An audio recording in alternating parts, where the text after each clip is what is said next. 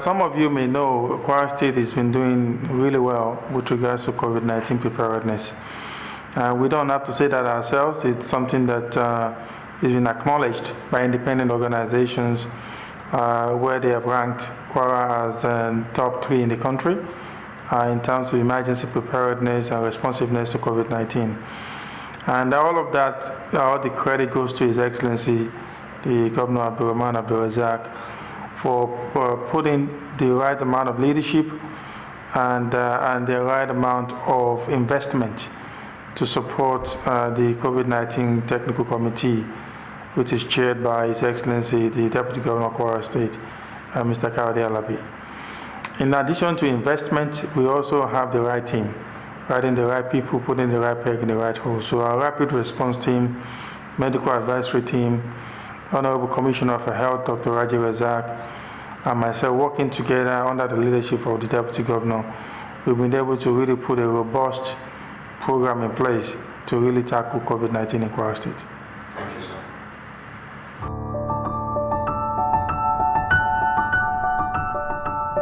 In terms of what palliative measures has the Kwara State government put in place to help our people with COVID-19. You see, COVID-19 is attacking a lot of things that our people enjoy to do, both in terms of our social life, but also is attacking our livelihood. You see, in our social life, we're very social people. We love to have social gatherings, naming ceremony, wedding. We also were very religious people. We like to go to church, mosque. All those things are being affected by COVID-19, so we're asking people to stay home. Now, we're also very entrepreneurial people. People like to go out, they like to do business, we're traders. And most of our people, they're day income earners. So, they don't sell, they don't make money, they don't eat. So a lot of the measures that we had to put in place for COVID-19 had unintended consequences. So people don't have food, a way to make money to be able to feed themselves. So His Excellency again stepped in and provided palliatives. We spent billions of naira, a lot of money to be able to get palliatives for millions to billions of naira to be able to get palliatives for our indigent population, people that are artisans, people that are severely affected by this COVID-19. We distributed palliative, we gave some, I think at the same time he also gave some old people some money to be able to sustain themselves. We gave food material. We distributed it across the 3 senatorial districts. But at the same time, there's no nation in this world that can feed a whole state or a whole country continuously. So that's why we had to continuously evaluate what we're doing to get our people to adjust as we go to the effect of COVID-19. Thank you very much, sir.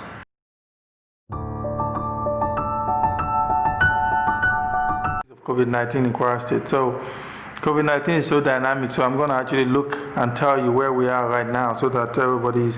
So this is as of June 30th, 2020, 8:25 p.m. So in Kwara State, we have sent 2,007 samples, out of which 1,607 came back negative. We have the total of 235 confirmed cases, out of which 134 have been discharged. The total number of active cases now are 99. We have about 160 test results pending, and there have been five deaths in Kwara State. That's where we are right now. Again, when you look at this, if you look at the number of confirmed cases, which is 235, and then we've discharged 134, that's over 50% discharge rate. These are people that have been discharged home in good health, managed by our people. It's a reflection of how excellent and how well prepared our people are in managing COVID-19. So over 50%, almost 60% discharge rate. And we've only have 5 deaths in Kwara State out of a total of positive cases. That's about 235 confirmed cases. So you can see that we're doing a significant, very good job in Kwara State. Thank you.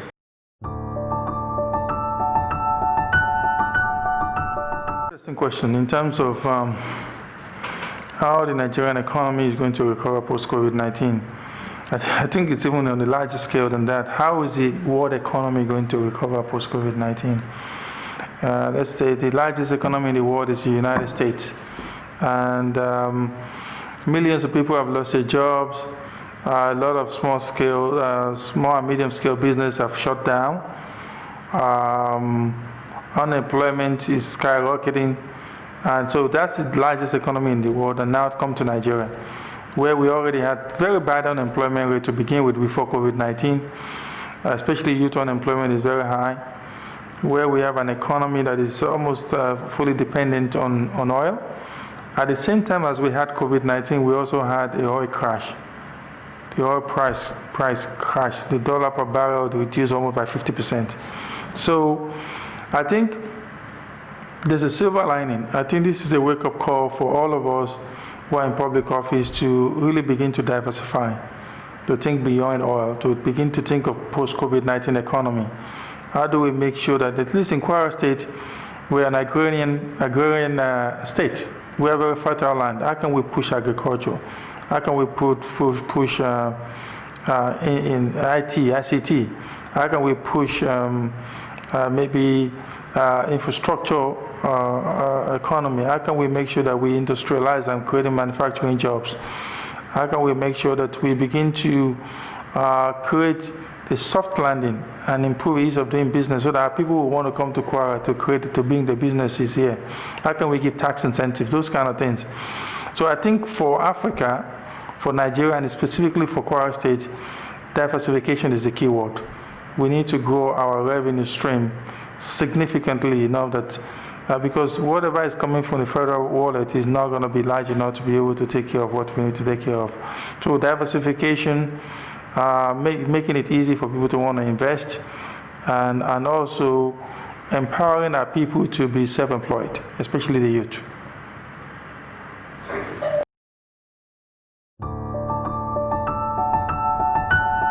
I'll just give you some numbers, right? I don't need to convince people to believe. I just have to tell them the truth. And they can make up their mind, because facts are facts. Since COVID-19 started, millions of people have been infected around the world. Over 500,000 people have died. During the peacetime, there's no war. It's not like we're throwing nuclear bomb at each other or we're using fighter jets. During the peacetime, over 500,000 people have died from COVID-19. Now, in the United States, over 100,000 people have died. Over 2 million people have been infected. Because this is one of the states, one of the countries in the world with the most sophisticated healthcare system. And so they're doing the best they can, but at the same time, the effect of COVID-19 still caught up with them. Now, let me tell you what happens to people that don't believe. They've had some challenges in the United States because of leadership, where there's not a unified approach to COVID-19, and you see the consequences. Now they're having a second surge of COVID-19, where they're predicting that maybe 100,000 people will be infected a day if they didn't change course. So those are the consequences of COVID-19. I think for our people, luckily for us, it has not been as bad as the Western world because we have a very young population. But for our people, I think the strong advice is, we can't stop you from doing what you love to do on a daily basis. But please wash your hands, wear face mask, and maintain as much as possible social distancing. Save yourself. If you think you're strong, if you get COVID-19 and give it to grandma or grandpa or to your elderly parents, they may not be able to survive it. They may have a very bad situation on your hand because you have now carried this bad disease to people that are more vulnerable than you are. So please, I think everybody should wear face masks in public until we have this thing under control. If you don't do it for yourself, do it for your loved ones, because the effects are very bad. Once these things start getting into our rural areas, small community villages, Those are all the elderly population, and it can have very bad consequences. They can be very sick. And our healthcare infrastructure in the country is not built to withstand thousands of people being sick, very sick at the same time. You can see how the United States is struggling. So wear face masks, wash your hands, and if you don't have to go to a big social gathering, don't go. Especially the elderly people, stay at home until we know what's going on with this thing. Thank you.